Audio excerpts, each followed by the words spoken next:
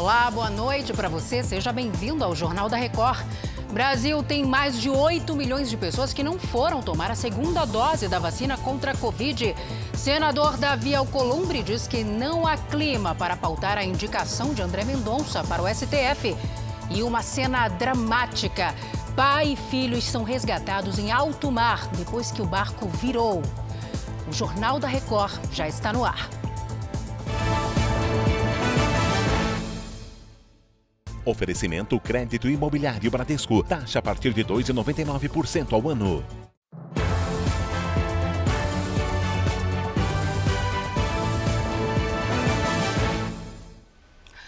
Oito milhões e meio de brasileiros estão com a segunda dose da vacina contra a Covid-19 atrasada, isso em todo o país. O Pedro Leão tem as informações pra gente. Oi, Pedro, boa noite. Número preocupante, né? Boa noite, Salce, e todos que acompanham o Jornal da Record. Esse dado vem do Ministério da Saúde e olha só, sem a segunda dose, a vacinação não está completa. O estado de São Paulo é o estado com o maior número de atrasados, 1.690.000 pessoas. O Rio de Janeiro vem na sequência com 1.060.000 pessoas. Minas Gerais é o terceiro da lista com 1.020.000. Há 10 dias, o total de atrasados para a segunda dose era de 7 milhões.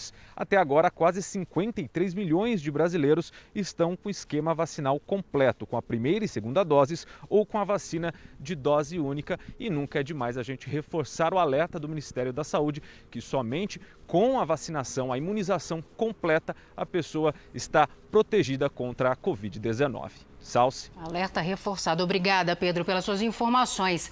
E olha, a Prefeitura do Rio de Janeiro cancelou parte da vacinação que estava prevista para este final de semana. Então vamos saber o que aconteceu por lá agora com Leonardo Aque. Oi, Léo, boa noite para você.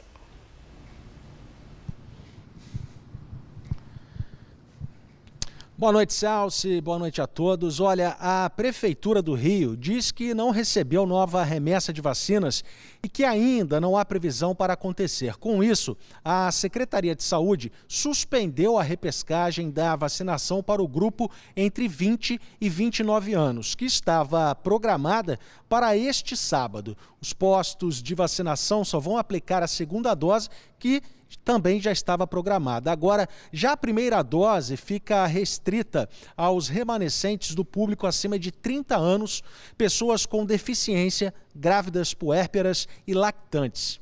Salce. Falta de imunizantes é outro ponto que preocupa em diversas regiões do país. Obrigada, Léo, pelas informações. Canoas, na região metropolitana de Porto Alegre, faz desde as 8 da noite um drive-thru balada para vacinar jovens a partir dos 19 anos. E o Vitor Costa está lá, tem as informações para a gente, vai dizer como é que funciona. Oi, Vitor. Muito boa noite, Salce, boa noite a todos. O evento acontece aqui no Parque Eduardo Gomes e tem como objetivo vacinar a população de 19 anos ou mais contra a Covid-19. E para atrair esse público, a Prefeitura da cidade escalou DJs e artistas locais para se apresentarem. Todos são voluntários, não haverá pagamento de cachê. Para tomar a vacina é preciso ter em mãos documento de identidade com foto e comprovante de residência. Também não vai ser permitido sair do carro. A balada aqui vai até às 8 horas da noite de sábado. Salce. Tá certo, obrigada, Vitor. Interessante, né? E Goiânia vai fazer um mutirão neste sábado para vacinar pessoas acima de 18 anos contra a Covid-19. O Douglas Fernandes tem as informações pra gente. Oi, Douglas, boa noite. Olá, Salce, boa noite. A ação especial pretende aplicar os imunizantes em cerca de 23 mil pessoas que fizeram agendamento pelo aplicativo ou site da Prefeitura. Serão 40 pontos de vacinação disponíveis em toda a cidade. As pessoas que forem tomar a segunda dose da vacina terão somente 20 dias após a data marcada para receber o reforço. Caso contrário, o imunizante será liberado para novos grupos. O estado de Goiás tem até o momento 214 mil pessoas com a segunda dose atrasada, o equivalente a quase 6% das pessoas que receberam a primeira dose. Eu volto com você, Salce. Obrigada pelas informações. A Prefeitura de Curitiba também vai fazer um mutirão neste sábado para acelerar a vacinação contra a Covid-19. A repórter Beatriz Frener tem os detalhes para a gente. Oi, Beatriz. Oi, Salsi, boa noite para você, uma ótima noite a todos. O mutirão da vacina contra a Covid-19 neste sábado deve atender 53 mil pessoas. Na parte da manhã, os pontos de vacinação vão receber os nascidos no primeiro semestre de 1997 e 1998. Na parte da tarde, é a vez dos nascidos no segundo semestre de 1996, 97 e 98. As gestantes e também mulheres que tiveram filho nos últimos 45 dias também serão atendidas. São 43 pontos de imunização espalhados pela cidade que vão funcionar das 8 horas da manhã até as 8 horas da noite. É necessário levar um documento com foto, CPF e também comprovante de residência em Curitiba. Uma recomendação para agilizar o atendimento é a pessoa baixar o aplicativo Saúde Já e por lá fazer um cadastro antes. Tá certo, Beatriz, muito obrigada. O Pará recebeu mais uma remessa de vacinas contra a Covid-19 e nesse final de semana tem novos lotes chegando. Sobre isso, vamos falar agora com Felipe Nobre. Oi, Felipe, boa noite. Boa noite, Salsi. O estado recebeu nesta sexta mais de 195 mil doses da Coronavac. Os imunizantes chegam para a vacinação de primeira e segunda doses. A distribuição no estado será feita por vias terrestre, aérea e até fluvial. O governo informou que adolescentes de 12 a 17 anos devem ser imunizados ao longo da semana que vem. O Pará já aplicou 3 milhões e 600 mil vacinas da primeira dose e pouco mais de 2 milhões da segunda. Ao todo, o Pará já recebeu mais de 7 milhões de doses da vacina. Salsi. Tá certo, obrigada, Felipe. Da Austrália chega uma imagem impressionante. Um pai e 2 filhos viveram momentos dramáticos em alto mar. A família fazia uma viagem de pesca quando o barco virou depois de ser atingido por uma onda. Eles ficaram pendurados no que restou do barco por 2 horas e a 18 quilômetros da costa. Por sorte, o pai encontrou um rádio que flutuava na água e conseguiu chamar o resgate. A família foi socorrida e recebeu atendimento médico. De volta ao Brasil, agora a gente fala das mudanças também que acontecem em Fortaleza, o horário de funcionamento dos restaurantes por lá, que foi ampliado. Quem tem as informações pra gente é o Elmar Lima. Oi, Elmar. Oi, boa noite, Salsi, boa noite a todos. Agora, os estabelecimentos podem funcionar até a meia-noite. Antes, só era permitido até 11 horas da noite. Com essa mudança, o toque de recolher passou para 1 hora da manhã. O novo decreto estadual deve ser publicado ainda neste fim de semana. Outras medidas são estudadas porque o governo acompanha de perto o avanço da variante Delta aqui no estado. O Ceará já registra 62 casos dessa cepa. Salsi. Tá certo, Elmar. Obrigada. E agora a notícia boa do Rio Grande do Norte, que não registrou mortes por Covid-19 nas últimas 24 horas e agora vai avançar no plano de reabertura. Vamos saber o que muda por lá com a Cádila Alves. Oi, Cádila. Boa noite, Salsi. A partir dessa sexta-feira ficam liberados eventos sociais para até 450 pessoas, mas depende da situação de cada município. Neste momento, por exemplo, 156 cidades podem realizar eventos com essa quantidade de pessoas. Só que 11 ainda não foram autorizadas. A queda no número de mortes pela Covid-19 é reflexo do avanço da vacinação. O estado tem 73% dos adultos vacinados com a primeira dose e 28% estão completamente imunizados. Nessa sexta-feira, o Rio Grande do Norte recebeu do Ministério da Saúde mais 150 mil doses da vacina. Salsi. Obrigada, Cádila, pelas informações. E olha, a partir de segunda-feira, o Amazonas vai ter novas regras no combate à Covid-19. O Vitor Gouveia tem os detalhes pra gente. Oi, Vitor, boa noite. Boa noite, Salsi. A principal mudança é a obrigatoriedade de apresentar a carteira de vacinação em bares, restaurantes e estabelecimentos flutuantes. Os frequentadores, eles vão precisar ter tomado pelo menos a primeira dose da vacina contra a Covid. O governo informou que a medida é para estimular a vacinação. Em Manaus, pessoas a partir dos 12 anos de idade podem se imunizar contra a doença. Outra mudança vai ser o horário de funcionamento, que vai poder manter as portas abertas até às 3 da madrugada. Hotéis e pousadas irão exigir que os hóspedes apresentem o exame rápido contra a Covid ou RT-PCR. E o governo do estado manteve o retorno das aulas presenciais na segunda-feira. Salce. Obrigada, Vitor.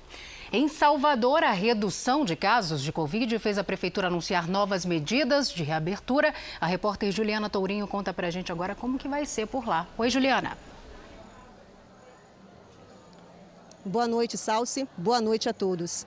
O horário de funcionamento dos bares e restaurantes da capital baiana foi ampliado até às 3 da manhã. Além disso, subiu de 300 para 500 o limite permitido de pessoas em eventos sociais, científicos, formaturas e casamentos. As novas medidas foram possíveis por causa da redução expressiva de casos da Covid-19 aqui em Salvador. A taxa de ocupação de leitos está em 34%. O avanço da vacinação foi importante para esse cenário favorável. Neste sábado, será a vez da faixa etária dos 18 anos ou mais. Salvador está com 90% do público vacinado com a primeira dose e 40% com a imunização completa. Salce. Obrigada, Juliana.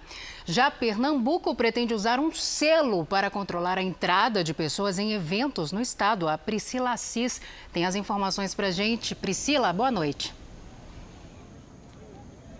Boa noite, Salce. A ideia é que o selo seja utilizado em qualquer tipo de evento, inclusive os de grande porte. O público terá que comprovar que já recebeu as 2 doses da vacina contra o coronavírus, ou então que possui o teste negativo da doença dentro do prazo exigido. E só assim poderá permanecer no local. O governo de Pernambuco vai receber, a partir de segunda-feira, as propostas de empresas de tecnologia interessadas em desenvolver esse produto. Até o momento, 22% da população do estado está vacinada completamente contra a Covid-19. Salce. Obrigada, minha querida, pelas informações. Nos destaques internacionais, o governo da Alemanha vai liberar a entrada de brasileiros vacinados a partir deste domingo.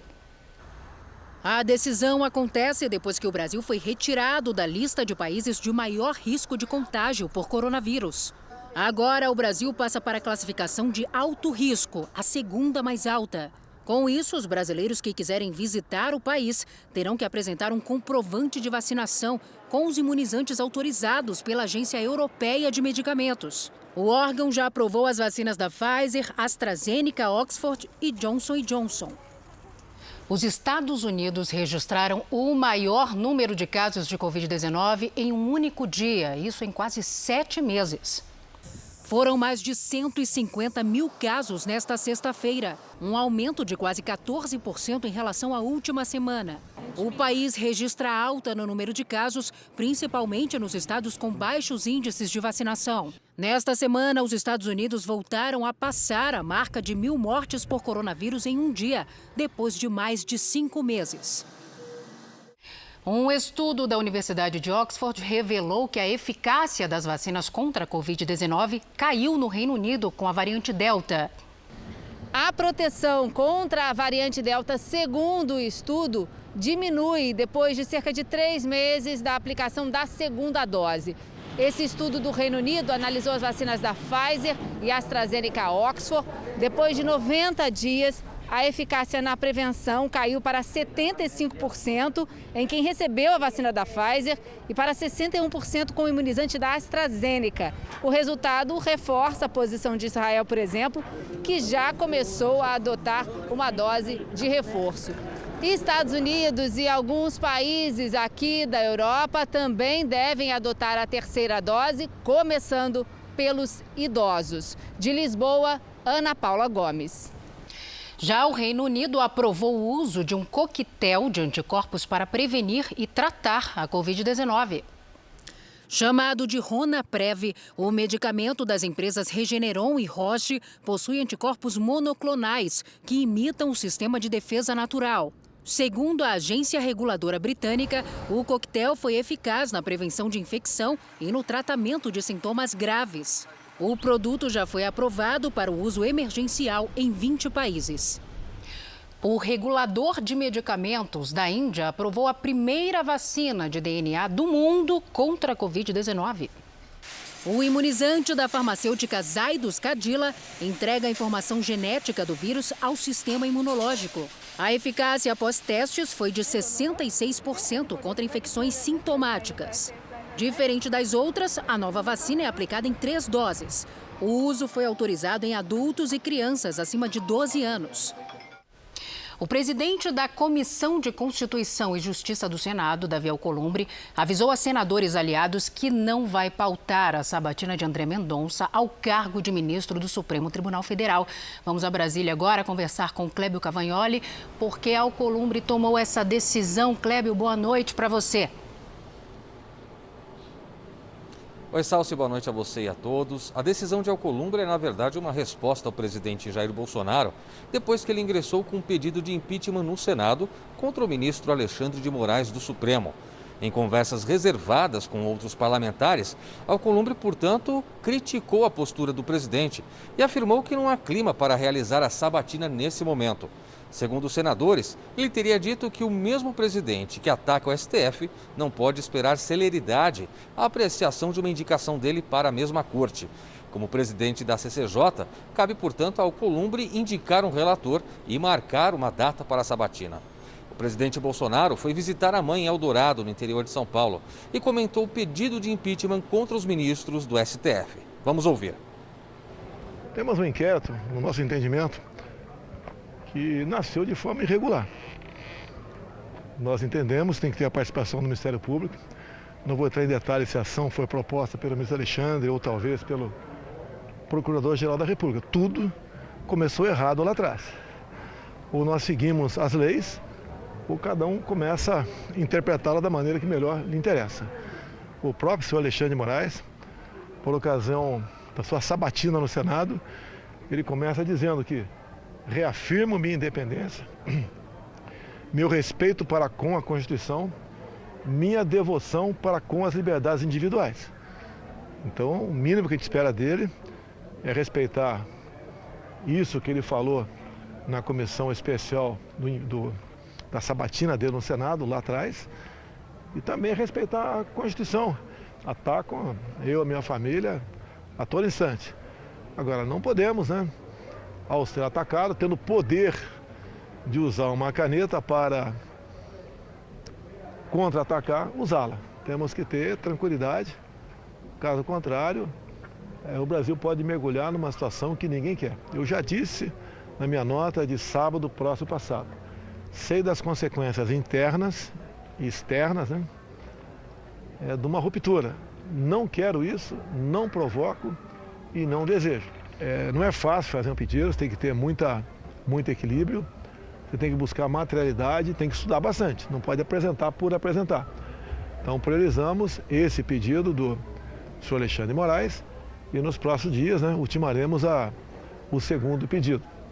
Segundo pedido, no caso, o presidente Bolsonaro se referindo ao ministro Luiz Roberto Barroso. Agora, Clébio, a gente continua com você porque o presidente Jair Bolsonaro sancionou com vetos parciais a Lei de Diretrizes Orçamentárias para 2022. É isso mesmo? Isso mesmo, Salsi. Segundo o Palácio do Planalto, a LDO do ano que vem prevê um crescimento real do PIB de 2,5%, o IPCA, que é a inflação oficial, de 3,5%, e a Selic, a taxa básica de juros, de 4,74%. A previsão para o salário mínimo no ano que vem é de R$ 1.147, mas o valor efetivo ainda será fixado por medida provisória.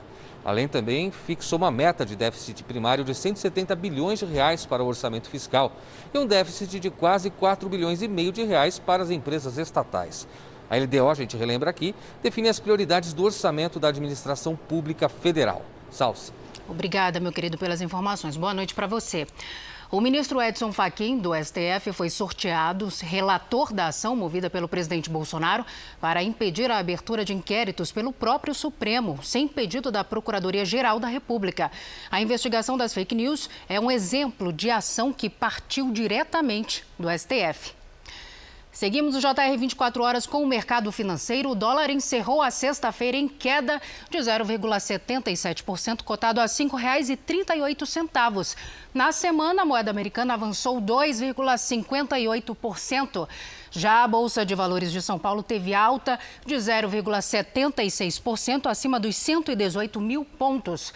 Apesar da valorização desta sexta-feira, o Ibovespa acumulou queda de 2,59% durante a semana. No Afeganistão, o Talibã colocou um grupo terrorista ligado à Al-Qaeda para cuidar da segurança de Cabul. A rede Haqqani foi considerada pelos Estados Unidos um dos mais perigosos grupos associados ao movimento radical islâmico. Os extremistas foram responsáveis pela explosão de um carro-bomba que matou 150 pessoas em 2017, no Afeganistão. A decisão acontece no momento em que milhares de afegãos tentam fugir do Talibã. O secretário de Defesa dos Estados Unidos disse que o Talibã atacou cidadãos americanos. Segundo Lloyd Austin, o grupo terrorista espancou americanos que tentavam deixar o país. A informação foi revelada após o presidente Joe Biden declarar não ter relatos de agressões a americanos. Mais de 18 mil pessoas já foram retiradas do Afeganistão por via aérea desde que o Talibã assumiu o poder. A Rússia e a China já manifestaram interesse em negociar com o Talibã no Afeganistão. E quem tem os detalhes para a gente é a correspondente Bianca Zanini. O presidente russo Vladimir Putin falou nesta sexta-feira, em entrevista coletiva com a chanceler alemã Angela Merkel, que forças externas não devem impor opiniões sobre o país. Para ele, é preciso aceitar a realidade política do Afeganistão, que agora tem o Talibã no comando. Putin ainda mostrou confiança no discurso de que o grupo terrorista será diferente daquele que assumiu o país há mais de 20 anos. A China acompanha de perto. Ainda não reconhece o governo, mas no mês passado chegou a receber líderes do Talibã. As demonstrações acontecem mesmo após um comandante negar que haja democracia no Afeganistão daqui para frente ou perseguição a mulheres e jornalistas. De Tel Aviv, Bianca Zanini. O primeiro-ministro do Reino Unido, Boris Johnson, afirmou que pode manter um diálogo com o Talibã. Apesar de ainda não reconhecer o grupo extremista como governo do Afeganistão, Boris Johnson disse que busca encontrar uma solução para o país. Segundo o premier, a situação no aeroporto de Cabul está ligeiramente melhor. O governo britânico resgatou mais de 1.600 pessoas, incluindo cidadãos e funcionários da embaixada. A crise no Afeganistão foi o tema desta sexta-feira na Live JR. O professor da USP e coordenador do Observatório da Democracia no Mundo, Felipe Loureiro, e o pesquisador da Universidade de Tel Aviv, Samuel Felberg, fizeram um balanço da primeira semana depois que o Talibã assumiu o poder. As consequências para uma boa parte do povo afegão vão ser trágicas. Eles já experimentaram um governo do Talibã, e todos aqueles que não aceitam o comportamento ditado pela Sharia, pela lei islâmica, certamente vão pagar um preço. Todos aqueles que estiveram envolvidos em 20 anos de um governo relativamente democrático, quando consideramos os parâmetros da região, certamente vão ser vistos pelo Talibã como inimigos desse novo governo. Agora, eu acho importante tentar entender a posição dos americanos que decidiram se retirar do Afeganistão por chegarem à conclusão de que é impossível impor uma ordem americana a partir de fora. Se uma parcela significativa da população afegã não está disposta a se engajar na luta para impedir o retorno de um governo como o do Talibã, certamente os Estados Unidos e as potências europeias que estiveram envolvidas nesse esforço de reconstrução da nação não têm condições de fazer isso. Nós vimos isso acontecer anteriormente na Somália, nós vimos a retirada americana do Vietnã na década de 1970. Os americanos estão progressivamente aprendendo uma lição esses valores não podem ser impostos e é uma tragédia para todos aqueles cidadãos afegãos que gostariam de viver num mundo mais democrático e não vão ter condições com a retomada de um governo fundamentalista islâmico como o do Talibã. Veteranos de guerra dos Estados Unidos fazem a comparação com Saigon, com o Vietnã, né? Houve, digamos assim, uma falsa impressão por parte dos militares do Pentágono com a situação no Afeganistão? O acordo entre os Estados Unidos e o regime do Vietnã do Norte, o regime comunista do Vietnã do Norte, foi feito entre 72 e 73. Né? E Saigon, o Vietnã do Sul, resistiu por alguns anos. Então, houve uma diferença temporal, digamos assim, entre o acordo feito entre os Estados Unidos e os vietnamitas do Norte, os vietnamitas, né, comunistas, e a queda do regime do Vietnã do Sul. No caso do Afeganistão, foi imediato. Né? No ponto de vista oficial, o presidente Biden afirmou que os Estados Unidos deixariam o Afeganistão dia 11 de setembro de 2021. 11 de setembro nem acontece, a gente nem chegou em 11 de setembro. E apesar de não ter chegado nessa data oficial, o Afeganistão já está sob controle do Talibã. Então, do ponto de vista da opinião pública global, essa situação é ainda mais traumática. Um avião americano que decolou do Afeganistão lotado de passageiros estava muito acima da capacidade de voo. Segundo o Pentágono, 823 pessoas estavam a bordo. O número é um recorde para esse modelo de aeronave. E a contagem inicial não levou em conta as crianças, que também embarcaram. O governo do Haiti anunciou que cerca de 700 mil pessoas precisam de assistência após o terremoto de magnitude 7,2 atingir o país no último sábado. Na área mais afetada pelos tremores, houve tumulto durante a entrega de alimentos do Programa das Nações Unidas. A operação vai se repetir neste sábado. Cerca de 3 mil pessoas serão beneficiadas. Pelo menos 2.189 pessoas morreram no desastre e mais de 12 mil ficaram feridas. A gente segue nesse assunto porque o governo brasileiro vai enviar uma missão humanitária para o Haiti. A gente volta a conversar agora com Clébio Cavagnoli, em Brasília. Clébio, como será essa ajuda, hein? Olha, Salsi, essa missão terá equipes de especialistas e peritos em busca e resgate em estruturas urbanas colapsadas. Além, é claro, de contar com kits de medicamentos e insumos para assistência médica de emergência. O projeto de socorro vai contar com a participação de uma aeronave de transporte, a KC-380 da Força Aérea Brasileira, para levar, portanto, as equipes e todo esse material de apoio, inclusive medicamentos. A ida ao Haiti está prevista para este domingo. O planejamento partiu dos Ministérios da Justiça e Segurança Pública, Defesa, das Relações Exteriores e também da Saúde. O Brasil, a gente relembra aqui, já conduziu uma missão de paz no Haiti entre os anos de 2004 e 2007. Salsi. Que imagens chocantes, né? Obrigada, Clébio, pelas suas informações. Belo Horizonte fez nesta sexta-feira à noite o segundo teste para a volta do público aos estádios de futebol. A Virgínia Nalon tem as informações agora para a gente. Oi, Virgínia, boa noite. Oi, Salso, boa noite para você. Exatamente, cerca de 4.200 torcedores vieram até o Mineirão para acompanhar a partida entre Cruzeiro e Confiança pela Série B do Campeonato Brasileiro. A chegada dos torcedores foi tranquila e sem aglomeração. A fiscalização foi reforçada e, para evitar tumultos, apenas quem tinha ingresso teve acesso ao perímetro do estádio. Situação bem diferente da que ocorreu na quarta-feira passada, na partida entre Atlético Mineiro e River Plate, pela Copa Libertadores. A Prefeitura anunciou que poderia voltar atrás a decisão de liberar público nos estádios caso os eventos teste fossem reprovados. Salsi. Obrigada, minha querida. E o assunto ainda é futebol, porque com a bola rolando no Mineirão, o Cruzeiro levou a melhor sobre o Confiança de Sergipe. Veja como foi. No segundo tempo, o árbitro marcou pênalti em cima de Wellington Nem. O atacante Marcelo Moreno bateu no canto e marcou o gol da vitória do Cruzeiro. O time de Minas está em 14º lugar na classificação.